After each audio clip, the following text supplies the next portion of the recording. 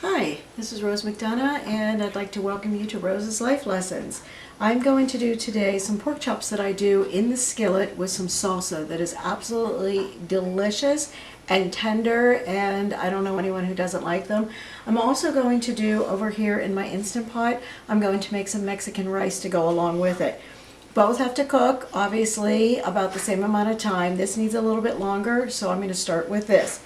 I am going to be using my fingers. I've already washed my hands. I have a paper towel here so that in between I can wipe my hands off and then throw the paper towel away that'll have the meat on it. So as I've heated this up, I'm listening for this sound. That's the sound I want, because all I'm going to do is brown my meat just a little bit on one side and then the other side. So start out this way. In a minute, I'm going to flip it over. All I'm doing is searing the meat. Once I sear it, I'm going to pull the meat out, put it onto a plate, start all over again with the next one. I'm not looking to make this really brown. I'm just looking to make it white on either side. So I'm going to start with the one that I already have. I should have mentioned that I put a little bit of oil in the bottom. How much? Yeah, I don't know. I did enough just to do the bottom, so I'm sizzling it just a little bit here. Alright, if you're looking at the meat as it's coming out, you can see the part that was on the end is actually browning up just a little bit. I'm going to quickly start adding in and get the next pieces done. These pork chops are so thick. I did not know that they were going to be this thick. I'm hoping that they don't cook longer than I'd already planned. People tend to overcook pork. They get very stressed out about it. Use your meat thermometer. You don't have to panic about it. And this one, because I'm going to have a tight-fitting lid on, even if I have it in there for a little bit longer, it's still going to be so tender that it's not really going to be overcooked at any point. Okay, flipping these over, and I just have a few more left to go. And once I get these all done, we're going to start putting them all back in, but I'm going to layer them in with some salsa in between. The salsa that I had a little bit left in a jar of store-bought salsa, and to that I added my homemade salsa. You obviously may or may not have homemade salsa. I don't know if you do. If you have your own homemade salsa, of course that's what you want to use as well. You'll see that mine, as I pour it out, doesn't look as chunky, and it's because I use a food processor as I'm cooking it. If you are using a cutting board, that you should use wood because it neutralizes any of the bacteria faster than a plastic one does. Okay, flip that over. That was getting a little bit brown on that side, but that's okay. So I'm going to play Tetris. I'm going to try to get as much in here as I can at this point before I start my next layer. Put this one that way instead. Not too bad. And we're going to switch and add a little bit of salsa.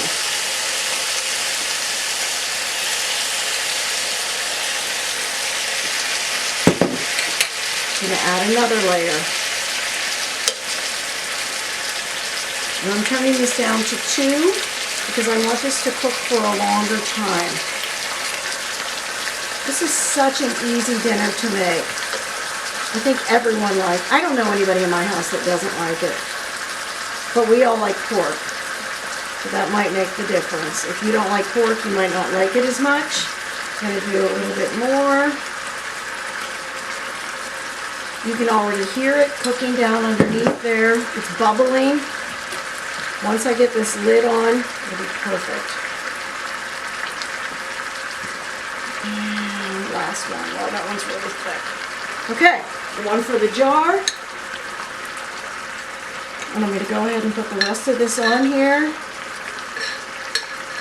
of course, I'm scraping everything out because I don't want to waste anything that's good. Add it to here. Looks pretty good to me. The only thing I think I want to add is a little bit of chili powder. Sometimes I use my own mixture of taco seasoning, but this time I'm just going to use the chili powder. just to get all the meat covered up. So I now have it all ready to go. I'm going to put the lid on it tight. I'm guessing it's going to cook about 20 minutes. It may be a little bit longer because these are very thick pork chops.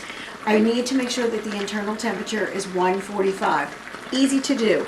Every once in a while, I just take it, go like this, so any of the juices that are in there are being moved around. But you can see already the steam coming out. The steam is what I want to use to cook, so that'll be the last time I take that off. Okay, that's it on this one. Ready? Done. Moving to the next one. I have about a tablespoon of oil into my Instant Pot, and I have it on Sauté. How do I know when it's ready? Well, I have a little bit over here of some broth. Ta-da! It's ready. That's the noise you want it to make. So to that, I'm adding a cup of rice. And I'm just going to stir the rice around, making sure I get all the oil onto there. The oil helps to tenderize the rice a little bit as well. So I'm mixing this up just for a few minutes, maybe 3. While that is being mixed up and it plumps it and browns it some, I will tell you what my other ingredients are. So my other ingredients are 1.5 cups of chicken broth.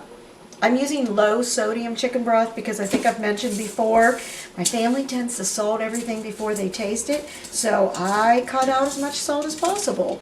They actually were commenting on that at dinner just a day ago, that I don't salt anything. But I have the broth. I also have this little weird thing, if you were looking at any of the pictures, it's a bouillon cube. It does have a little bit more flavoring to it. It also has some salt in there, so there will be additional salt that gets added in. I also have chili powder, and I have some red pepper. If you don't have any red pepper, okay, that's fine. This is ground cayenne red pepper. If you don't have that and you want to add something else like a jalapeno pepper, you surely can do that. Let's say you don't like onions. I have the smallest onion I could find in my pantry is what I have that's going to go in here. I'm also going to put into here a half of a green pepper, not a whole green pepper, a half of a green pepper. That's enough to go with all the rice that I have here. And the tomato I used is a Roma tomato. I didn't use a regular one. If you're using a regular tomato, what you want to do is make sure you take out most of the seeds. Aroma doesn't have as many seeds, and it's not that big of a deal. That's why I didn't de-seed this, although you certainly can before you put that in. All that's going to go in, and I'm going to put it on rice setting after this gets started. I'm listening. Yep, it looks like it's pretty well covered. That's about all I really need to do at this point, and so I can start adding my other ingredients. I'm going to throw the bouillon cube in. It started coming apart as I was taking it out of the paper, which is fine. That's kind of what you want it to do. And I'm just going to break it apart a little bit in here, not very much. Then I'm going to add in my pepper, my cayenne pepper, my chili powder, which remember I also put some of the chili powder on top of the meat as I was over there cooking that. Just going to, oh, you can smell the peppers coming out. I love that smell. So I'm going to mix that in. I want my rice to be well coated with it. So I'm just going to mix it. As I'm doing this, you can see I've mixed it up. Not all of the bouillon cube is broken down. It doesn't matter. But I'm using that same folding that I use anytime else to try to get that completely dispersed and mixed in. All right, so to that I'm going to throw in my onions. Yeah, I'm using my fingers, which means my hands are going to smell.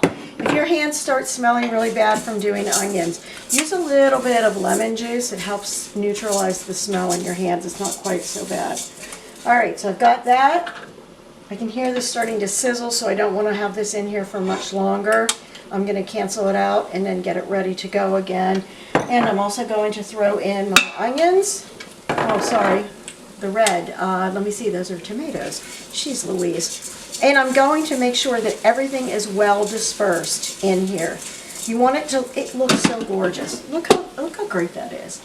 Don't those colors just look beautiful together? Cooking is all about eating and liking what you're seeing. Bland looking foods don't seem to be as appetizing to me. Although, you know, shrimp is a little bit bland looking, but I'm kind of happy to eat that, so I guess that's different. But really, the beautiful colors, they look good together, they're going to taste well together, and as I always say, it's more balanced. It's set up to be that way. 1.5 cups of the chicken broth, any of the rice that's left on the side. I'm going to try to get this down. All right, so I have to go back to being my normal size again. I really hate getting off this stool. Sometimes when I'm rolling out dough, I actually use this stool because it's easier for me. Every time I tell you this, I always say, put the lid on, it's going to make the pretty sound. Make sure you close the vent at the top. I've canceled it out, so I'm going to do normal pressure at 9.